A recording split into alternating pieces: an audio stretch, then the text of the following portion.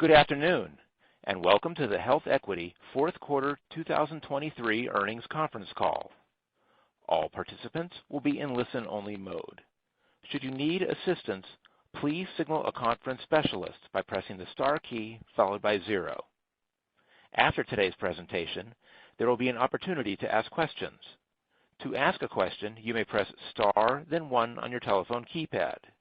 To withdraw your question, please press star, then 2. Please note, this event is being recorded. I would now like to turn the conference over to Richard Putnam. Please go ahead. Thank you, Gary, and happy first full day of spring to everyone, and welcome to HealthEquity's fourth quarter and fiscal year-end 2023 earnings conference call. My name is Richard Putnam. I do investor relations for HealthEquity, and joining me today, I have John Kessler, who is our President and CEO, Dr. Steve Neeleman, our Vice Chair and Founder of the company, and Tyson Murdock, the company's Executive Vice President and Chief Financial Officer. Before I turn the call over to John, I have 2 important reminders. First, a press release announcing our financial results for the fourth quarter and fiscal 2023 year-end was issued after the market closed this afternoon. The financial results in the press release include the contributions from our wholly owned subsidiaries and accounts that they administer. The press release also includes definitions of certain non-GAAP financial measures that we will reference today. A copy of today's press release, including reconciliations of these non-GAAP measures with comparable GAAP measures, and a recording of the webcast can be found on our investor relations website, which is ir.healthequity.com. Second, our comments and responses to your question today reflect management's view as of today, March 21st, 2023, and will contain forward-looking statements as defined by the SEC, and that includes predictions, expectations, estimates, or other information that might be considered forward-looking. There are many important factors relating to our business, which could affect the forward-looking statements made here today. These forward-looking statements are subject to risk and uncertainties that may cause the actual results to differ materially from statements made here today. We caution against placing undue reliance on these forward-looking statements, and we also encourage you to review the discussion of these factors and other risks that may affect our future results or the market price of our stock, and they are found in our latest annual report on Form 10-K and subsequent periodic reports filed with the SEC. We assume no obligation to revise or update these forward-looking statements in light of new information or future events. At the conclusion of our prepared remarks, as Gary just mentioned, we'll open up the call for Q&A, and we'll turn the time over to him to instruct us on how we do that. And then I have one final announcement before we hear from John. We plan to hold our next Investor Day on July 11th later this year. We hope that you will be able to make plans to join us. Please stay tuned for more details as they come available. John, over to you. That was fun, that last part. Good afternoon, everyone, and thank you for joining us. I am going to report on key metrics as always, and then discuss management's view of fiscal 24 in light of current conditions. Tyson similarly will touch on Q4 and fiscal 23 before detailing our revised guidance for fiscal 24, and of course Steve is here for Q&A. For fiscal 2023, we are pleased to report double-digit year-over-year growth across revenue, which is plus 14%, adjusted EBITDA, which is plus 15%, HSA members plus 11%, and HSA assets plus 13%. Total accounts grew 4% and bit muted by CDB underperformance and a change in methodology with no revenue impact. HealthEquity ended fiscal 23 with nearly 15 million total accounts, including 8 million HSAs, more than $22 billion in HSA assets, nearly 1 million new HSA opened in the year, record numbers of clients and network partners, strong year-end service, thank you team, and number 1 market position. And so as a result of all that, we are able today to raise our outlook for fiscal 24, which Tyson will detail. We expect revenue to again grow double digits, EBITDA growth to accelerate to around 20%, even faster growth in non-GAAP net income, and a return to positive GAAP net income, which is good. Our outlook factors in HealthEquity's inherently strong visibility to future performance, as well as our belief that the current crisis underscores the valuable stability of HSA balances, combining as they do the stickiness of individual small balance accounts and individual tax-advantaged accounts. While U.S. commercial bank deposits fell 0.9% in the first 2 months of calendar 23, for example, HealthEquity's HSA cash grew by 6% in that same period, and that growth has continued through the banking crisis that began on March 8th.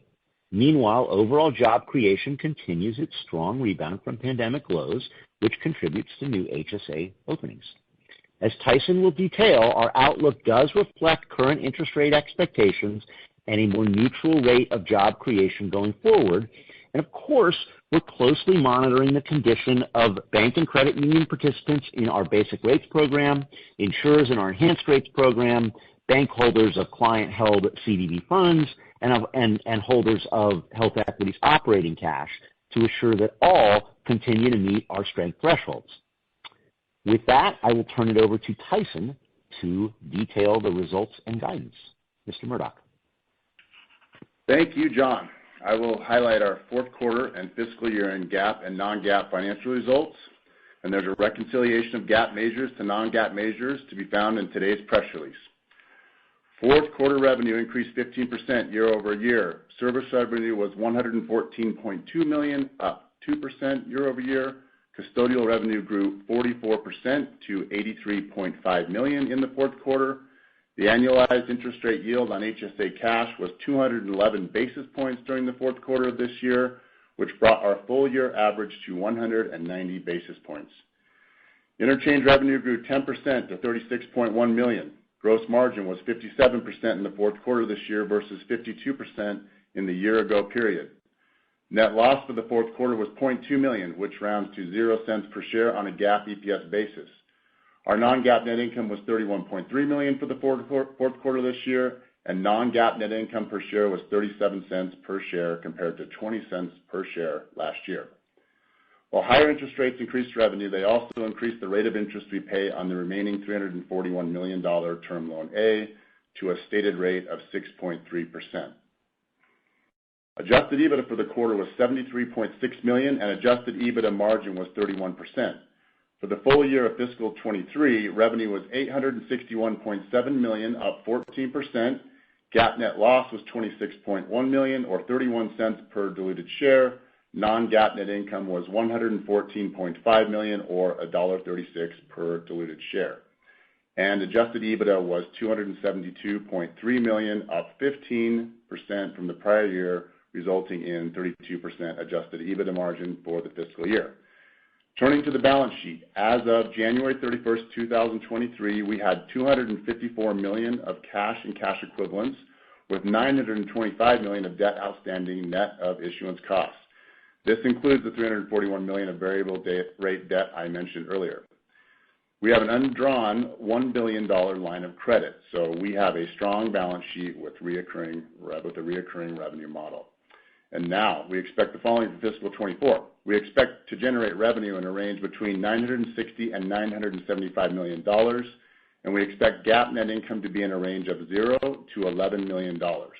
We expect non-GAAP net income to be between $152 and $163 million, resulting in non-GAAP diluted net income between $1.74 and $1.87 per share, based upon an estimated 87 million shares outstanding for the year.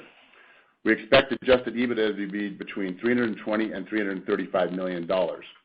As a reminder, beginning in fiscal 24, we are basing future interest rate assumptions embedded in guidance on forward-looking market indicators such as the secured overnight financing rate and mid-duration Treasury forward curves and Fed funds futures. We now expect an average yield on HSA cash of approximately 230 basis points in fiscal 24, up about 40 basis points from last year. We continue to assume that the average crediting rates our HSA members receive on HSA cash will increase by 5 basis points per quarter in fiscal 24. And finally, our guidance reflects the expectation of higher average interest rates on HealthEquity's variable rate debt versus last year, consistent with the current forward-looking market indicators. We assume a projected statutory income tax rate of approximately 25% and a diluted share count of 87 million shares, which now includes common share equivalents as we anticipate positive GAAP net income this year. As we have done in recent reporting periods, our full fiscal 2024 guidance includes a reconciliation of GAAP to the non-GAAP metrics provided in the earnings release, and a definition of all such items is included at the end of the earnings release. In addition, while the amortization of acquired intangible assets is being excluded from non-GAAP net income, the revenue generated from those acquired intangible assets is not excluded. With that, we now know you have a number of questions, so let's go right to the operator for Q&A. We will now begin the question and answer session. To ask a question, you may press star, then 1 on your telephone keypad. If you are using a speakerphone, please pick up your handset before pressing the keys. To withdraw your question, please press star, then 2. At this time, we will pause momentarily to assemble our roster.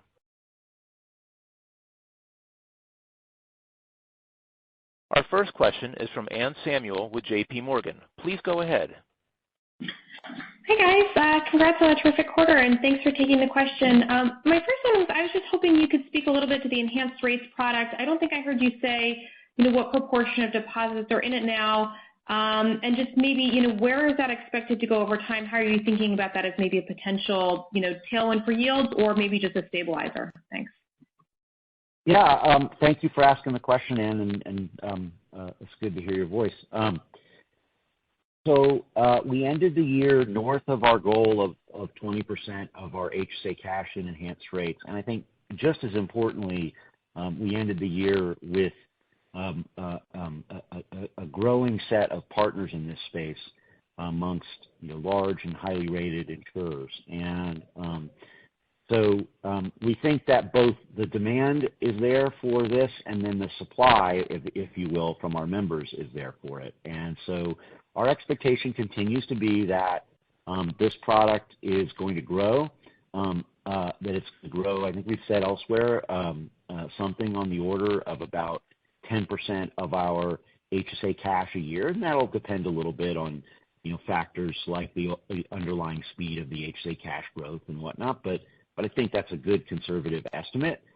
So maybe we'll certainly be north of 30% by the end of this year, and further, our expectation, based on what we've seen here, is, as you said, that this is both a really nice, there is a net growth opportunity because the yields on enhanced rates, as the name suggests, are sort of always or almost always a little bit higher than they are on our basic rates product. But so that's good for us and good for our members.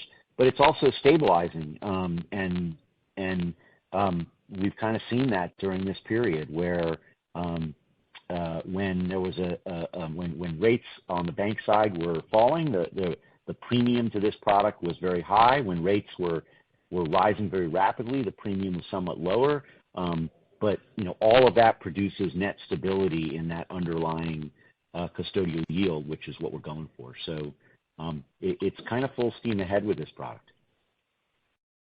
That's really helpful color, thanks. And then I was just maybe hoping you could touch on how some of the recent banking volatility might impact your business. Realizing you don't have any depositories that are impacted, but you often speak about, the primary driver of yield being competition for deposits. So just wondering, how this might impact that.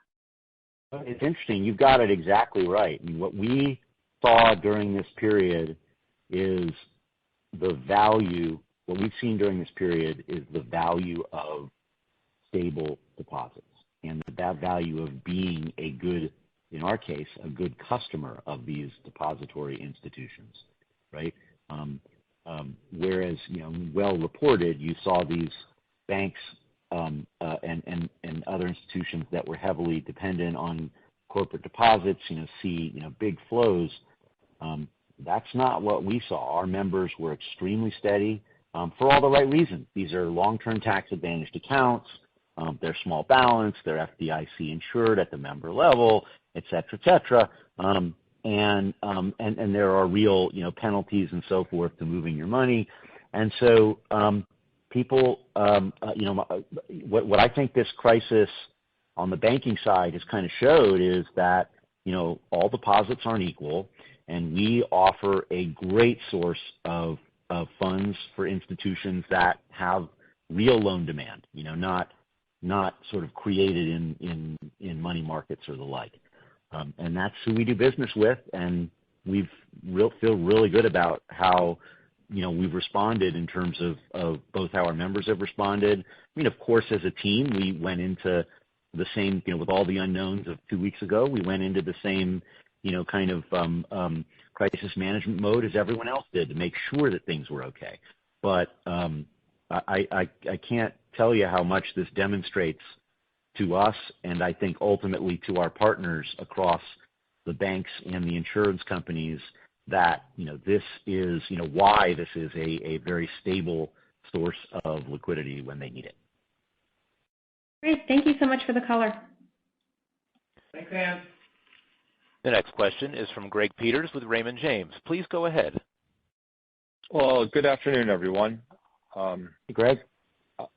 I guess I'd just like to build on your answer from the last question about the chaos that's unfolded in the bank channel, and then not only have bank prices gotten killed, and there's been some companies that have been called in question, we've seen pressure in the life insurance industry. So I know you were talking about the value of your deposits from the perspective of how your depository partners might look at it, but can you talk to us for a moment about the credit risk that you're considering as you establish these partnerships, not only with the depositories, but also with the life insurance companies, and maybe how that might have changed in the last couple of weeks? Yeah, I mean, I think fundamentally, Greg, the things that you would be concerned about. The first thing that we are concerned about. It's not. I don't even get into issues of asset quality. I want to start with issues of whether for the insurer, whether the liability side of the balance sheet is strong, meaning whether these are truly illiquid and so forth, and so there's real good coordination. And that's had an impact on the kinds of insurers that we want to do business with as we start this program. As you well know, we have largely steered away from the folks that are relatively newer into the space, that have gotten in on the back of private equity, money accumulating, that kind of thing, and have tended to focus, perhaps at the expense of some premium on return, have tended to focus on winning partners who have been in the insurance business across multiple lines for not just tens of years, but as you know, in some cases, hundreds. And that served us well here. We obviously do monitor. The nice thing about the insurance side is we get a ton of data, and we get it in rough real time. And so we have been able to monitor very closely the kinds of issues that people have talked about in the bank space, with regard to both the liability and asset side of those institutions. And they have performed extremely well, exactly as we would have expected. I think where you're seeing more stress is, I think, in institutions where the growth of the balance sheet is a relatively new phenomenon. And so, not dissimilar. I think you've heard me say before on the bank side, where we get very cautious when someone is looking to us as a means to sort of launch a business plan on the bank side, or the regulators don't want us to be necessarily the source of rapid balance sheet growth. They want us to be the source of stability. And I think we've sort of taken the same approach with the insurers. And again, I think that's serving well from the perspective of our goal, which is ultimately, getting the most for our members and for us, but in the context of stability. So it's a great question, and it does seem like it's playing out in the way that we would want thus far. Well, okay, that's helpful. I guess the other question that comes to mind, there's the credit side, but then there's also the business side of what's going on. So, can you as we think about the selling season for HSAs and the other accounts, can you talk to us for a minute about how you might have exposure to different industries, say the banking industry versus startup tech companies versus, you have almost 8 million HSAs. Can you give us a sense of how that is spread across different subsectors of the economy? And when we think about the selling season, if there's layoffs in the tech space, is that going to affect your outlook more disproportionately than if there are layoffs in the banking space, et cetera? Sure. Maybe I'll make that a two-parter. Steve, I appreciate if you would chime in here. Steve's in Washington today, and I assume he can nonetheless get. We're not on TikTok here, so I assume he can nonetheless get reception and is on this call. Maybe you can talk a little bit about how our prospects, and our health plans and the like have reacted, to what's going on in the last few weeks, and then I'll sort of address the broader client concentration question. Sure. Thanks, John. Hey, Greg. Good to hear your voice. I think that anytime there's instability, people always pause a little bit. But, I think the good news for us is that we've seen this movie before, right? We've been through the GFC, we went through COVID. And the one thing that just keeps coming back around is that when employers are worried about their bottom lines, when they're worried about what the future beholds, they really do look for ways to save some money for not just their own premiums, but I think more importantly for the people that work for them. And they know that HSAs can do that. It can help them get a lower cost premium. It can help them save money on taxes, and it can really help prepare their folks. And so, Greg, with our 130 health plan partners and another 40 different types of partners, we have such a wide variety that we're not really that concentrated in any specific industry. It's pretty amazing, honestly. There's been, I think if you just look across the sectors of types of businesses, we have everything from hospital systems. We do have some tech, but not, thankfully, the tech companies we've been working with have not been heavily adversely affected. And so, we can never say never that it's going to impact us, but we have seen this, and I think we're pretty well diversified and hedged from that perspective. And we just keep hearing the same thing come back that keeps coming back around, which is, a recession could be in front of us, but this is the best time to help employees understand that when dollars are tight, let's get you into a lower cost premium plan, let's get your tax rate lower, and let's help you start saving. And so we've seen, Greg, as strong an RFP season as we're starting to gear up as we ever had. I think that's consistent with what we were able to do last year, having a record sell year. Those, almost 1 million health savings accounts. And so, we're always, I think, productively paranoid around HealthEquity. You've known us for a long time. That's the way we roll. But on the other hand, I think we're pretty enthusiastic that we're going to keep the momentum going. John, do you have other stuff you wanted to add? It sounded like. Yeah, You as I sometimes do. Now I know how it feels. You took my half of the answer too. I'll only add that our guidance, Greg, does as both Tyson and I said in one form or another.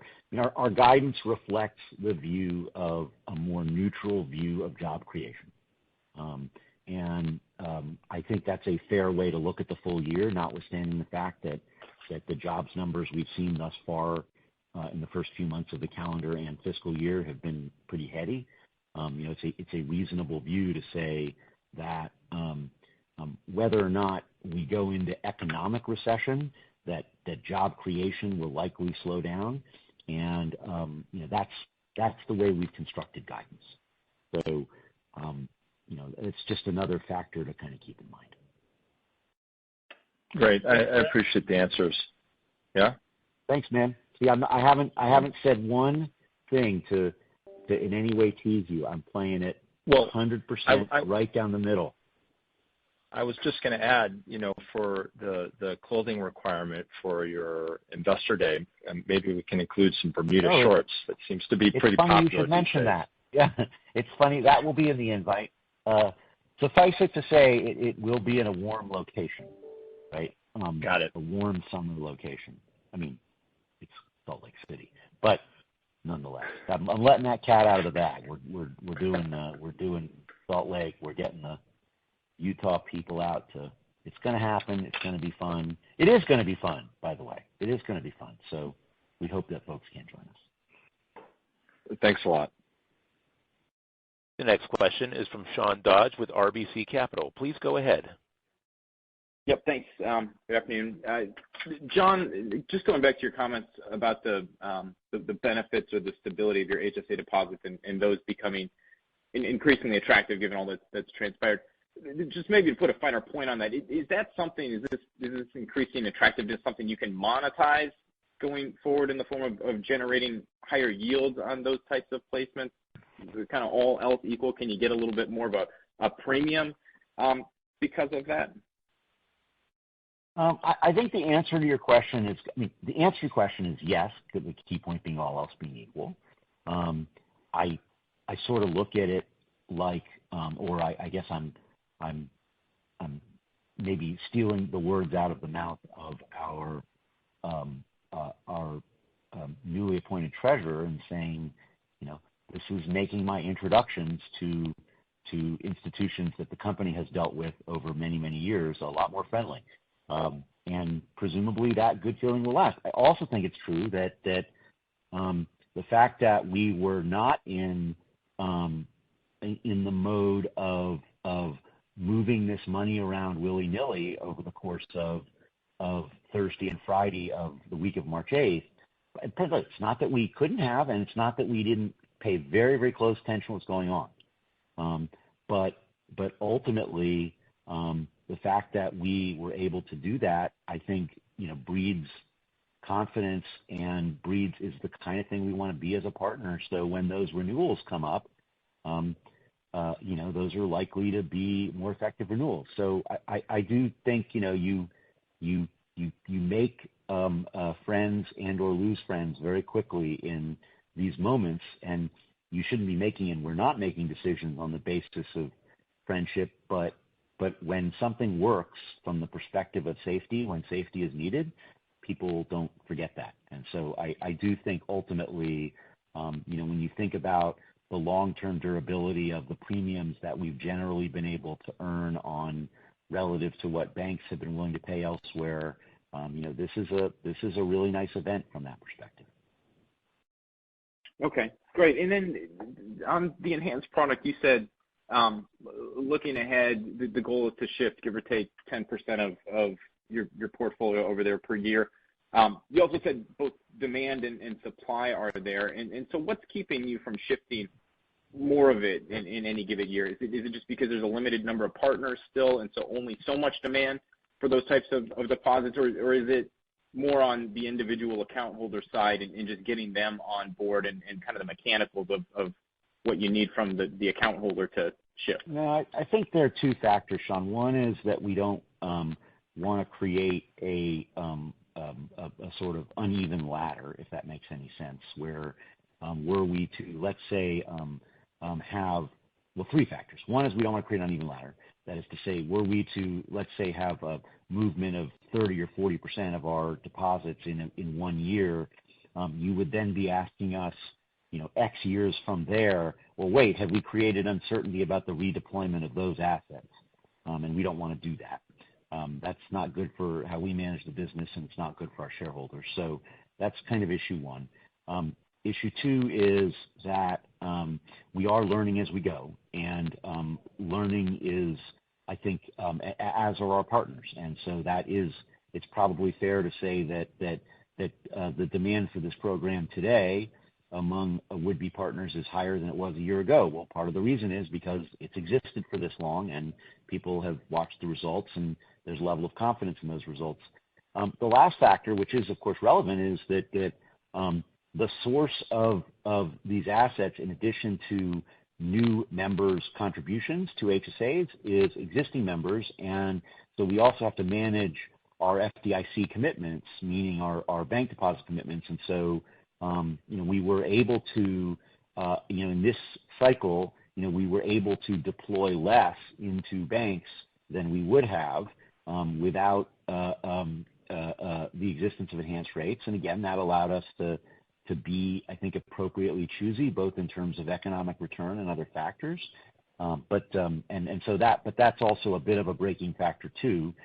That is to say, we want to make sure that we still have plenty of liquidity to meet all of our minimum commitments there. So within those three parameters, which are really, in my view, the key to this, ultimately, we feel like we're moving apace.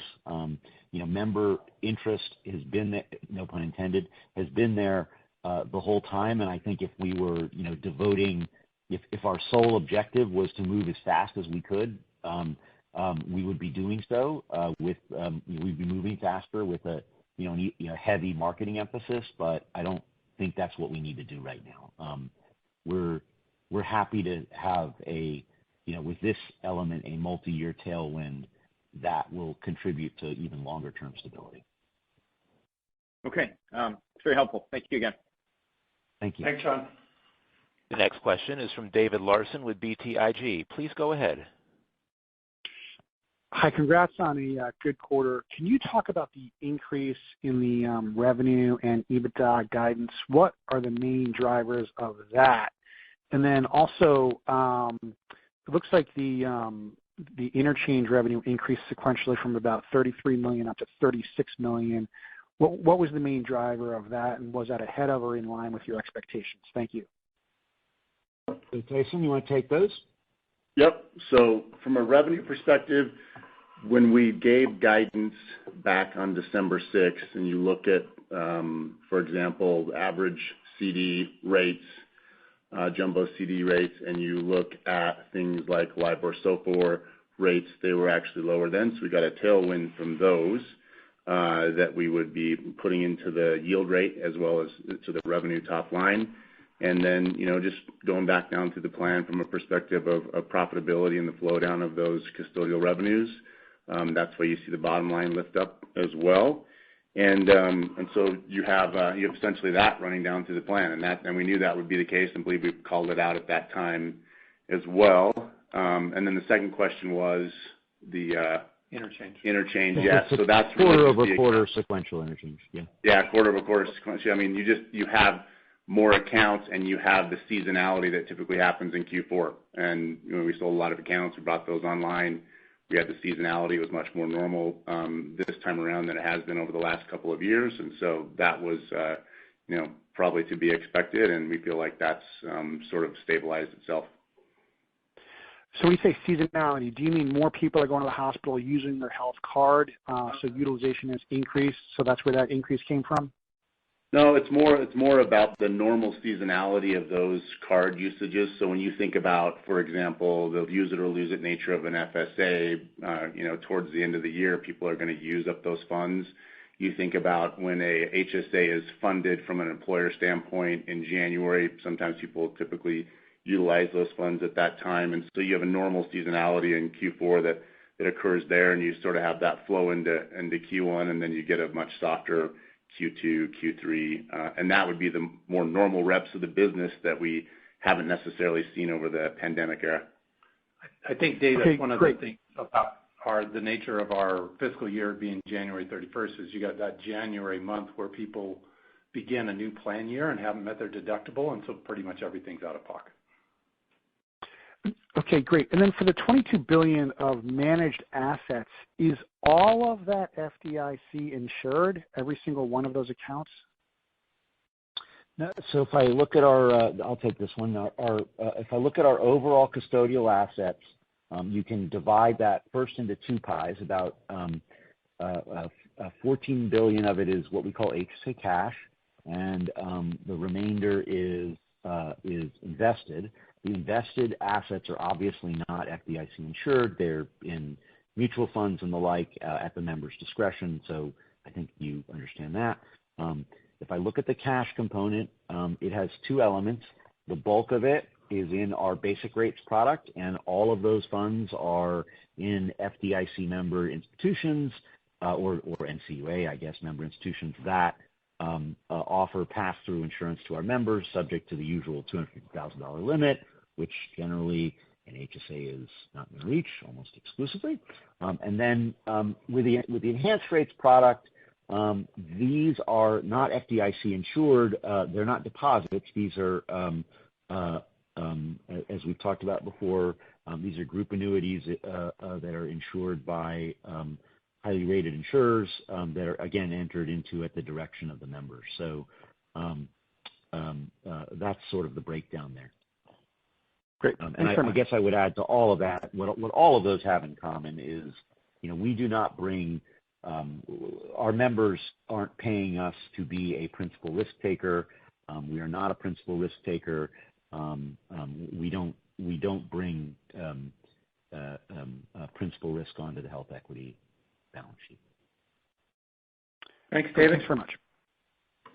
The next question is from Stan Berenstein with Wells Fargo Securities. Please go ahead. Hi, thanks for taking my questions. I'd love to get an update. I'd love to get an update on your Max Enroll product. I think it's probably been out for a year or so, if I recall correctly. I'm just wondering, how widely has it been adopted by your clients? And do you have any sense how much of your member growth this past year could be attributed to Max Enroll? Thanks. Yeah, we began to address this, I believe, in the we talked about this somewhere. Now I don't know where, so I guess I probably should hear.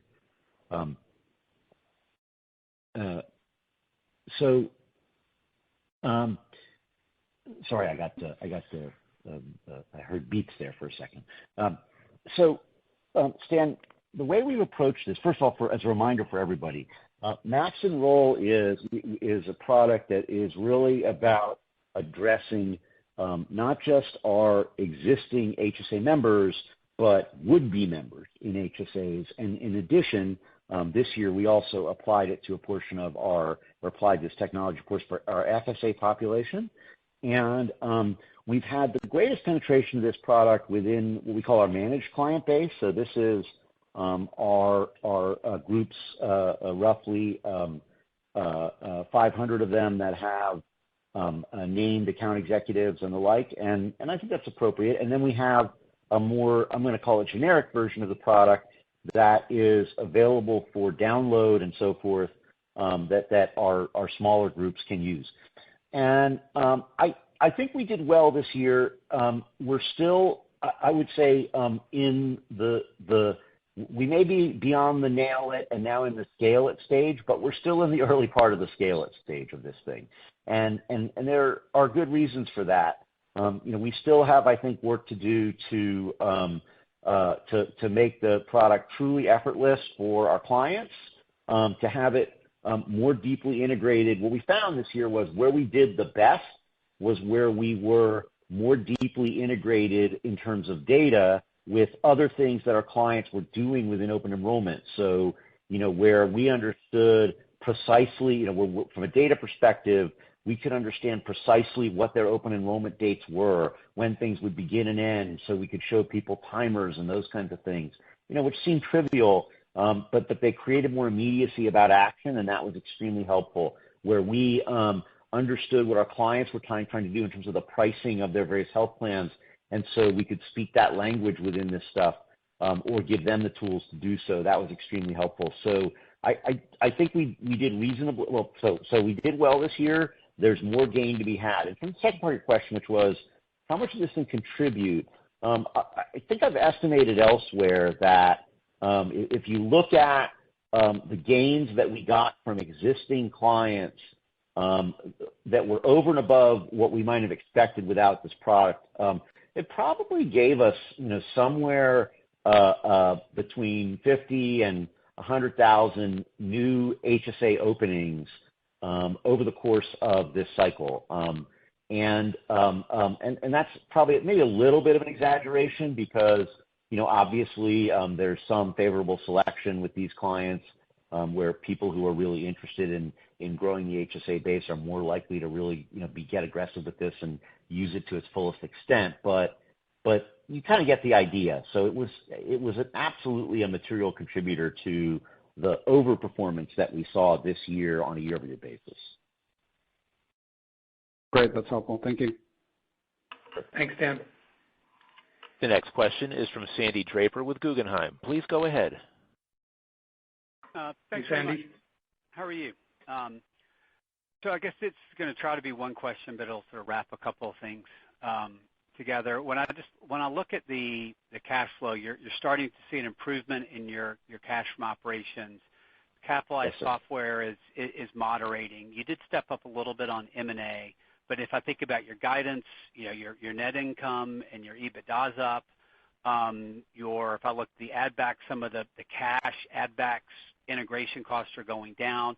So it looks like net of all that is free cash flow, and Cassia looks like it's going to be pretty good and hopefully sustainable. So when I think about the M&A environment, what's that like? But then also, I know Tyson indicated you're at, I think he said 6.3 is the stated rate, maybe on the floating rate debt.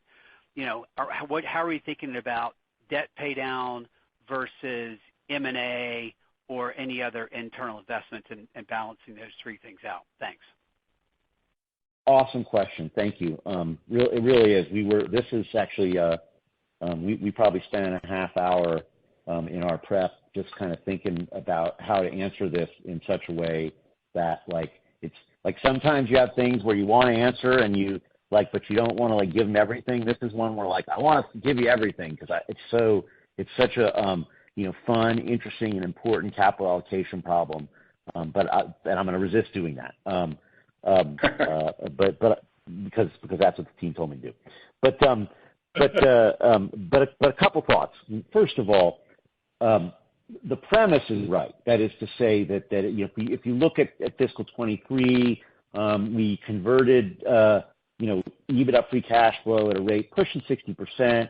That rate's coming up. Well, why? Because integration expenses are coming down, and that was a big add back, et cetera, et cetera. But as you say, one break on all of that is the interest on the relatively small, but nonetheless their variable portion of debt. So you've got all of the right factors that we're looking at in terms of where to deploy capital here. I think if I look at the M&A environment, a couple of things really strike me. The first comment I've made elsewhere, which was we are absolutely not in a rush to do anything from an M&A perspective material that is in the nature of, let's go horizontally expand to this, that, or whatever in the way of existing established markets. We're not in a rush to do that, both because we think that our clients aren't demanding that we do it, that valuations are plenty fulsome out there, and that we can deliver more shareholder value at this point in time through the work that we're doing on the organic side and with partners to kind of develop product that isn't established out in the marketplace. And so our inclination is not to go out on the sort of horizontal side and deploy capital there. If I look at competitive consolidation, part of my answer, which is we're always interested in attractive transactions that have high IRR for our shareholders. I think for all of the reasons we talked about, both at the beginning of the call and in the first answer, about these deposits being very steady for the banks, at the moment, I'm less sanguine even than I was a few months ago that there's going to be a material transaction that's going to develop in that area. That is how it is. And I think that's totally fine. There's no reason for us to run around pricing those transactions into the market or the like. And it's a reflection of the quality and steadiness of the underlying business. So, that being said, we do have to, we then are looking at and should be looking at what's the purpose of maintaining that, the outstanding TLA and its current size when we obviously have the capacity should we need it for pretty much anything that we would contemplate, and we are looking at that. So I probably did just give you more than they told me to give you, but that's the full answer. Thanks, Andy. Thanks, Richard. Thanks, John. The next question is from George Hill with Deutsche Bank. Please go ahead. Good afternoon, guys. And I'll say now I'm bummed out because Sandy took my cash flow question.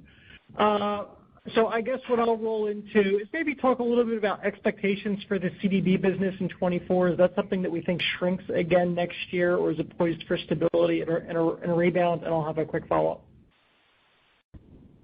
Yeah. You can't just claim credit for Sandy's question. That doesn't, that doesn't fly. John, I had a 4-part cash flow question here written out in my notes, and he basically asked every part of it. So look, on CDB, as folks will recall, I was hopeful that we could put, a black single digit on the boards coming into 24. We didn't quite get there because Cobra remains weak. That's probably the biggest problem. And we are going to have to really look at it and understand a little better, or understand as well as we can what our levers are. I think what is fair to say is that our guidance with regard to revenue generation in the current year reflects a level of conservatism on this topic, but that it is pretty clear that we know what to. But that having been said, that sales have actually been pretty good. Our challenge, George, has been the platform movement and all of that. And if I could be convinced, as well as the regulatory issues that kind of brought us up and then brought us down around the national emergency, and if I were convinced that all that were behind us and that not just we, but employers had fully digested the implications of all of that, I'd probably feel more confident in giving you a view that I'm not just hopeful, but comfortable that, from a sales perspective, we will be able to put up a black number here. It'll still be a single digit number, but a black number. I'm just not as convinced of that. Do we know, obviously if employment sloughs off, will that be somewhat good for Cobra? Yes. Right. Has anyone figured out what Congress is going to do with the existing effectively competing subsidies in the ACA marketplace? No. Right. Does everyone fully figured out the national emergency, end that's going to happen in a few months? I think we know what the implication is for our business immediately, and we forecasted it, but I'm not sure everyone's fully digested it. So I guess my answer is, unfortunately, I feel like we're still in a mode where I can't beat my chest about this thing yet. No, understood. And if I can have a real quick follow-up, I guess, are you seeing anything in benefit construction and benefit pricing, and the things that I'm kind of leaning on right here and thinking about are like what's going on in the insulin market, where you're seeing much lower out-of-pockets for patients on insulin? I guess, are you seeing any of these changes either in benefit pricing or benefit design that has the capability to either, I'm thinking about it could like lower your interchange fees, but it might increase your average balances as people dip into their HSAs less as their out-of-pockets fall? Would just be interested in how you're thinking about kind of those parts of the market and kind of how those pieces move together. I'll comment on this and then invite Steve to comment further. I personally think that this stuff that's going on right now with insulin as an example is, and I'm sure I'm stepping on somebody's toes here, but I think it is both fantastic and incredibly realistic, right? What it's doing is it's giving people certainty, and certainty is really important for people. We talk about being in the business of connecting health and wealth. It is hard to talk about that in a world where people think that every healthcare transaction that they have, they're being cheated by somebody on. And so my hope is genuinely that from a plan design perspective and frankly from a legislative perspective, and we're, and this maybe where Steve will comment a little bit, these are our issues that we're starting to weigh in on, that we're able to bring people greater certainty with regard to the routine kind of medications and the like that are part of their regular daily life. There's no reason we can't. These are now, incredibly low cost items at this point. Insulin is an example, but there are many others that are their actual real cost is low, and yet and it's low in HSA plans too. right? It's just that we like scare the heck out of people because of the way we all talk about this, and we can create certainty, which creates real value. And so that is something I do see employers looking at as they go through plan design. Steve, you want to comment further on this? Yeah, I want to also, George, say that John stole my answer, just like John stole your question. But look, I think that, as you know, George, we've known you for now, doggone it, 9 years when we met you, right? It's been a long time, yeah. And consumers have always been number one to us. And we've had questions that are similar to the one you just asked, which is like, why do you always tell people about these investments when you make less yield on the investments or than you do on the cash? And the answer is because the consumer will always be number one in our book. And it's because consumers need the help. And so one of the things I did talk to some legislators today about was where they stand on things. In fact, I gave an article from NPR to a senior senator today that talked about the very influential question you just asked. And you know, I asked him, what do you think about where we're standing with these transparency requirements for hospitals and health plans, who are some of our great partners, hospitals and health plans. And it's great to hear that there's actually some bipartisan, you know, kind of girth behind getting consumers the right information they need to make better choices. Now, whether that plays out in the market where consumers just now have the ability to go get a lower cost insulin because, you know, the price drops by 75% because a new entrant, which happens to be one of our partners, comes out with a new insulin, that's wonderful. Or if it manifests itself a little bit differently that John was alluding to, which is, you know, that there has been some progress, as you know, getting consumers, to use John's word, certainty on cost. For example, under the Affordable Care Act, consumers, if they're diagnosed with high cholesterol, they can get statins for free, right, with no cost share. And so it's certainty. Their health plan pays for it, and obviously the health plans can negotiate a great price on that. I think that there's other opportunities out there. And so as legislators have looked at it and said, you know, how can we help people be more healthy? Is there a way to help have better, you know, drug prices? Can we throw our weight behind some of these initiatives? It completely benefits us. To your point, there may be lower upfront spend, but we've always said we'd much rather have people have more money in their health savings accounts longer, and then they can spend it next year. And, you know, at some point as they start getting older and the healthcare costs start to go up, you know, the average age of cancer in this country is in the 60s. You know, those are going to be times when they really need to spend this money, when they have those types of events, and we're going to be there for them. And so I think you will always find us completely comforted by expanding regulations to be able to do things like better transparency and lower cost drugs and things like that. So we're going to keep doing that, and we're going to keep innovating to get people the right information at the right time so they can make the right choices with the way that they both save and invest and spend their healthcare dollars. And let me say one more thing for those who are wondering, like, what the hell this answer and question has to do with our revenue streams. There, in addition to the sort of more obvious answer that is, it makes the health plans that people choose and then choose to bring to us, you know, bring dollars to us more appealing, and, you know, can influence. There are also some more direct opportunities here. Our clients at the employer level, our health plans, and our partners at the broker level are absolutely, you know, this whole discussion around bringing, it's not, I mean, it's transparency, but it's also simplicity to some of the more routine pharma items, to things like maternity, to mental health, where we don't want people not using these services, not because they can't afford them, because they don't understand what they cost and they're scared. We don't want to be in that circumstance.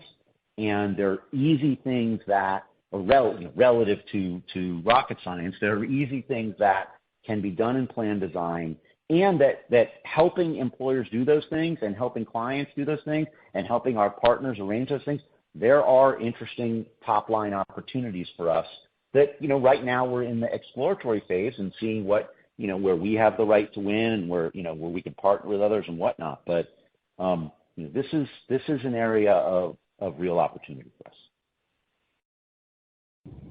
Thanks for all the color, guys. The next question is from Mark Marcon with Baird. Please go ahead. Hey, good afternoon, and thanks for taking my questions. I've got two questions. The first one is with regards to the number of HSAs that were added in the fourth quarter.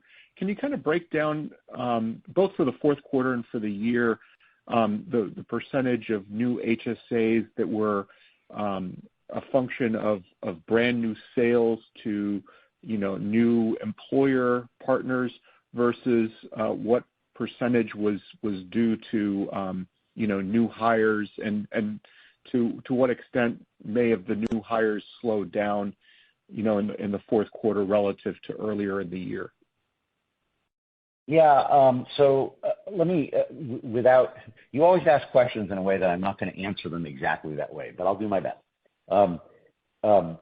If you look at it, you will notice on a year-over-year basis that we were ahead in earlier quarters of the year, but as the year went on, right, in terms of new ads, right, we were closer to last year. And I think in Q4 we actually had more new ads in the prior year than last year. And someone could bang us on that, except that we said throughout the year that that again, particularly at the beginning of it, that hey, part of what was going on here was essentially job formation, right? And job formation, as you know, did slow down a bit in Q4, particularly calendar Q4, and relative to earlier part of the year. And so I think that was reflected a little bit. And so that was reflected a little bit in the data. And then again, apropos of the commentary made about guidance, right?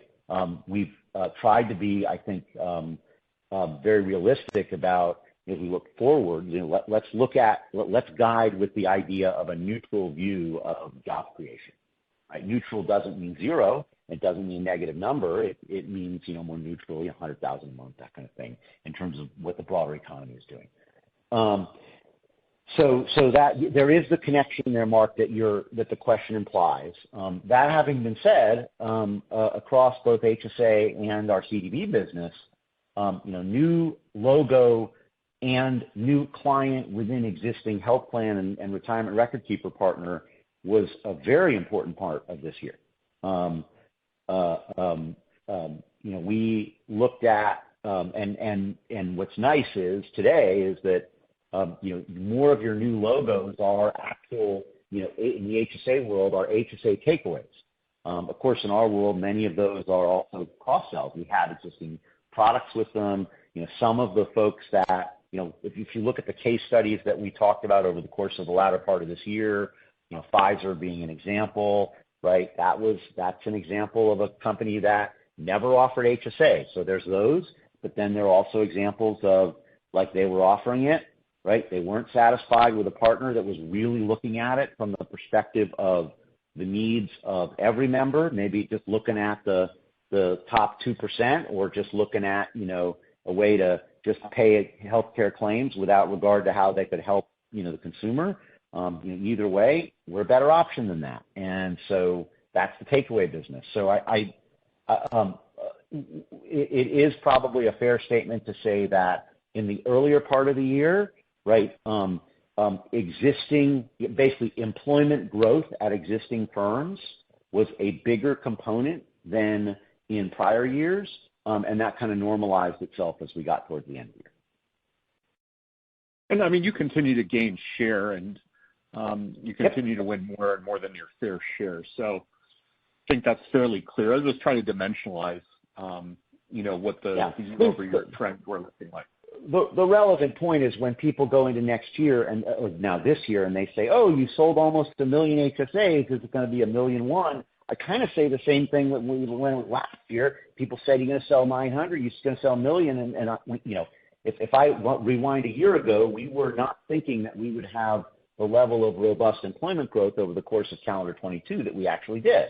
And so we were sort of trying to point that out to folks, and I'd make the same comment this year, just starting from a slightly different point. And I think people are more on board with the idea that employment growth is going to have to moderate from here. The government seems to want to make that happen, but it's kind of the same point. Great. And then the second follow-up question is basically, was really nice to see the gross margins improve on the service line and on the interchange fee. I imagine a large part of that is due to the integrations. And I'm wondering if you can, talk at a high level in terms of what the implications are on a go-forward basis, because that was a really nice improvement. Well, I'm going to focus on service, and I think Mark, the truth is we have work to do. I appreciate that, on a year-over-year basis, we boosted what you might call, service gross margin by 11%. That's also because the prior year just sucked. I don't like to say that. And in my view, we still have a ton of work to do here. What's interesting and important, and for those who are close observers of, our hiring and so forth, what you'll see is that there's some of that work that's very, I'm going to call it, commercial and operational. So, as an example, there are some areas that now that the dust has settled from the pandemic, that, there are fees that we have to look at, and we have to be paid reasonable fees for reasonable work. So there are elements of, for example, the Cobra business that we're looking at and working with our partners and saying, guys, here's how this has kind of sorted out, right? Things are different than they were pre-pandemic. Let's address that. And obviously, labor costs have risen too, right? But there also is a ton that we have done and can do with tech. And I'm going to give you one example. And I'm not going to, I don't have a ChatGPT story to share with you, so you can be relieved in that regard. I'm not going to try and suggest that we ginned up some initiative in that area. But what is true is that if you look at our volumes during our peak month, which is January, right, we, and I mean they, the team just delivered an outstanding month. And part of the reason that they were able to do that is that chat handled, not ChatGPT, but our chat functionality handled, 30% more calls than it had the prior year. And part of the reason that makes things easier is because it turns out that chat is more effective at inserting, I'm not going to call it AI, I'm going to call it computer-generated answers, than you can do in the context of an IVR or the like. And so and there is a lot more juice to squeeze there. And plus which our members from the perspective of SAT have loved that stuff.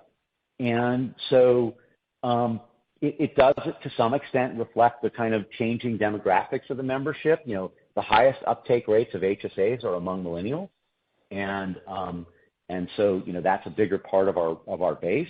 They want rapid answers. They get them. But I do think we tend to talk about tech from a revenue growth perspective, but there's also a ton of opportunity here. And I guess I don't want to convey in any way, shape, or form genuinely that we've accomplished much of anything other than we didn't make the same mistakes that we made last year.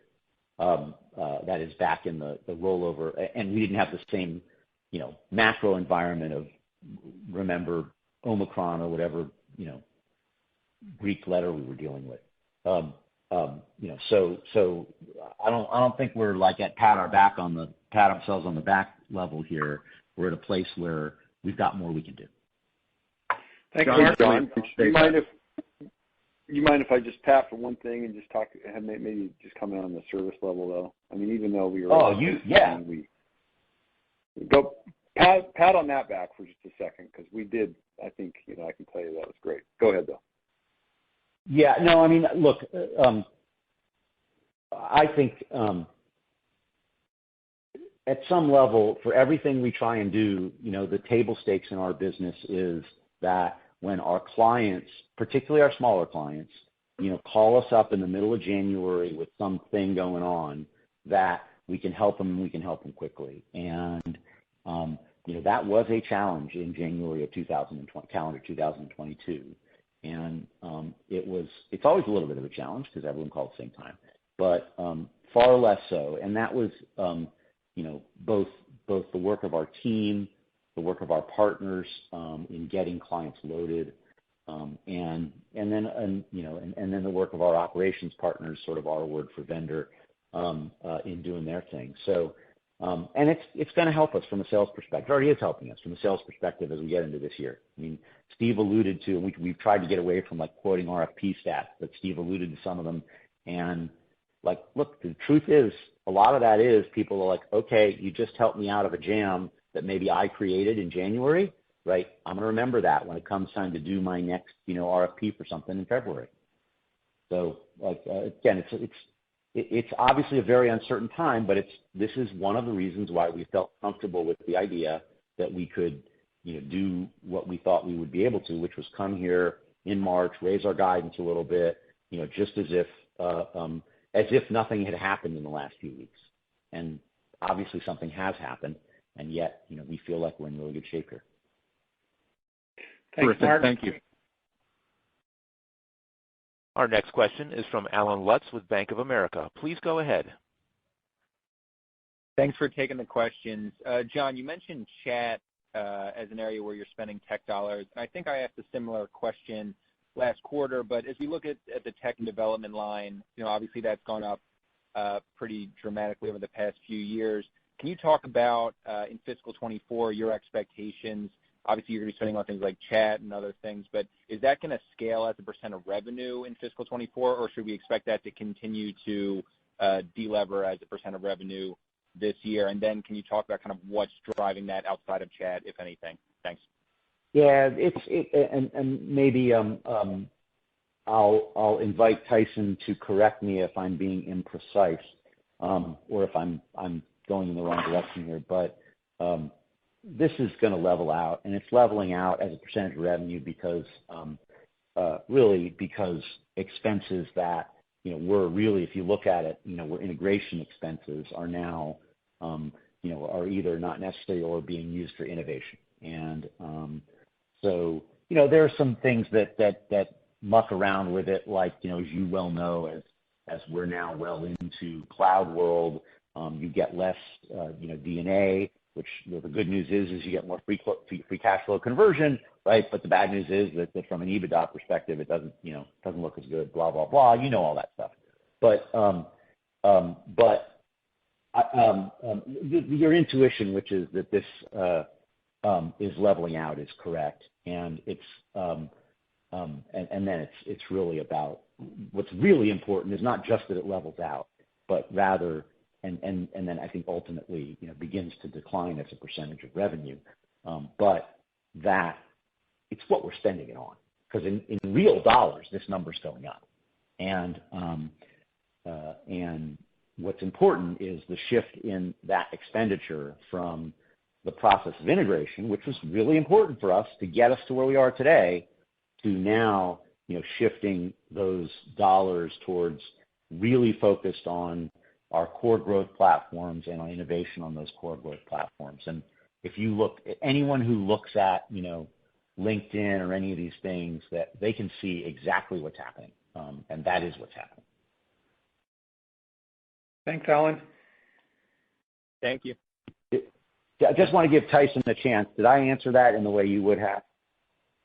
You did great. I guess the only thing I would add is I'd just say the way we build plans is we try to get leverage off those P&L items, even when you think about stock comp and things like that. So that's a priority for us as a business to make sure that we're doing for all of our leaders.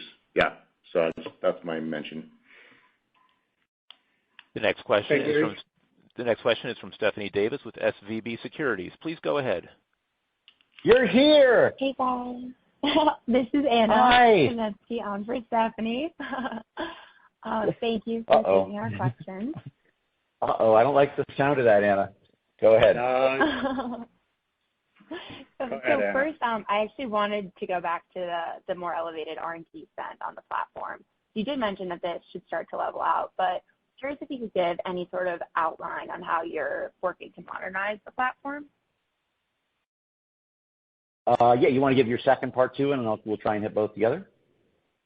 Sure, yes. So the second one was actually kind of all circling back to the M&A piece with private market valuations rationalizing. I was curious if there was any potential to accelerate some of these R&D priorities via M&A? Yeah, awesome. That's perfect. What we're really focused on, and I expect for those who, I don't mean to like build it up crazy, but for those who attend our Investor Day, we'll talk a little more about this and we'll bring some more people to talk about it. But we're really focused on the view that within broadly defined the world that we operate, which is ultimately about helping people. We say connect health and wealth. The longer version of that is to help people manage the financial aspects of their healthcare. There's the evolution of technology, the incremental use of APIs, obviously some of the AI stuff. It creates some new opportunities that I think we think didn't exist 4 or 5 years ago. And some of it is the existence of the tech, and some of it is the embrace of the tech by everyone else, by others within the ecosystem. And so that's really where we're investing. And I talked earlier in the year at some other bank's conference about some of the specific opportunities both in that we had here to drive both a new product that's very visible to our clients and members, as well as drive things in the area of the transaction or card fees around really integrating what we do into the existing mobile wallets, making some of that stuff easier and ultimately driving incremental transaction value. So that's really where we're focused in terms of where those dollars are going. As well as the basics of completing our cloud journey and all those kind of things. But I think my take here is that we have this period of time where all of the things we've done, from expanding the product set through the addition of Wage and all of that, expanding our partnership base through things like the Further acquisition, enhanced rates, and the migration of that over the course of the next few years, plus, notwithstanding events of the last few weeks, what is still a far more favorable environment, from a macro and rate perspective. This gives us a period of time where we can both invest in these kinds of innovations that will produce growth over time and still in the near term deliver to you, as we've done in our outlook here, pre-material incremental margin improvement. So to the second part of your question, is it plausible that that some M&A is a piece of that? And the answer is yes. I think it's far more plausible that it would be in the nature of smaller enterprises where it's a little bit more like acqui-hire or the like, as opposed to existing $300-400 million businesses. And I say that it's not impossible. I say that because that's where I think the opportunity is for us and for creating value for our shareholders right now. I don't see the same level of rationalization within those established businesses yet. And two, that's our clients are, especially in one of the reactions to inflation and the like, our clients want more solutions that help their consumers navigate the financials of healthcare, right? And that's, we already do what's great in that space that's established. It's about, some of the new stuff that's out there, and are there examples of folks who are out there, and able to try stuff as effectively R&D labs? Yep. And, we'll be happy to do that kind of stuff, but that's not gonna be like, big draws on the balance sheet or the like. It really is, build versus buy type discussion on some of those things. This concludes our question and answer session. I would like to turn the conference back over to John Kessler for any closing remarks. Man, you really cut that off. That was Richard quality there. Thank you. Can we have you at every call? No. So thanks, everybody. Look, obviously, I hope what you have taken from today's call is that we really feel, now having been a full 2 weeks into this current, craziness, that if we're able to step back and look at it from the perspective of the long term of our business, this demonstrates the quality of what we do and the value of having a plan and sticking to it, and ultimately the steadiness of our business, which has always been one of the things we have promised you. That is to say, visibility, along with growth, which we're delivering with our outlook, profitability, which obviously we're delivering with our outlook, and then durable competitive advantage, which, as someone pointed out in the Q&A, is ultimately a function of extending our market leadership. So hopefully we're doing what you want us to do, and hopefully that's, we sort of believe we'll get rewarded in the long term for that. And in the meantime, we appreciate everyone's questions, everyone's interest. Get your Bermuda shorts now before they're spring priced, and we'll see you all we'll talk to you before then, but we'll hopefully see you all in Utah in the month of July. The conference is now concluded. Thank you for attending today's presentation. You may now disconnect.